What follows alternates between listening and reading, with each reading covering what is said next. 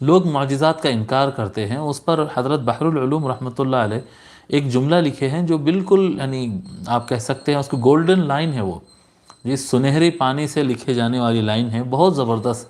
یعنی میں تو بہت تعجب کیا کہ اتنی چھوٹی سی لائن میں اتنی بڑی بات لکھ دیے ہیں. فرماتے ہیں کہ اس طرح تاریخی متواتر واقعے سے انکار کرنے سے سائنس کی ترقی مسدود ہو جاتی ہے. میراکلز جو ہوتے ہیں، میراکلز یہ ممکنات میں سے ہوتے ہیں، لیکن کیونکہ انسان اس وقت وہاں تک نہیں پہنچا ہوتا، انسان کا علم اور اس کے تجربات جو ہے وہ اس لیول پر نہیں پہنچے ہوتے، اس لیے ان کے لیے وہ میراکل ہوتا ہے.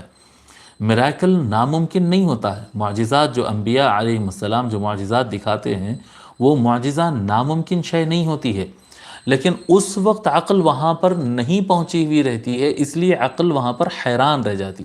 آپ اب تصور کریں کہ اگر قدیم زمانے میں آج سے 1000 2000 سال پہلے جب لوگ جو ہے بمشکل لکڑی کے پہیے بنا کر بیل یا گھوڑے کو باندھ کر ٹانگے اور بنڈی کی طرح اس کو استعمال کرتے تھے، اس سے گزرتے تھے، اگر اس زمانے میں کوئی یہ کہتا یا کوئی اس طرح سے کر دکھاتا کہ لوہے کے ٹکڑے ملا کر آپس میں جوڑ کر اس میں بیٹھ کر نکل کر چلا جاتا ہوا میں اڑ کر، لوہے کے ٹکڑوں میں بیٹھ کر ہوا میں اڑ کر اگر چلا جاتا، اگر اس طرح سے کوئی کر دیتا تو لوگ سب یہی بولتے تھے کہ یہ میراکل ہے، میراکل ہے، یہ چمتکار ہو گیا، یہ تو ایسا ہوگا، لوہا کیسا اڑ سکتا، لوہا کیسا اڑ سکتا.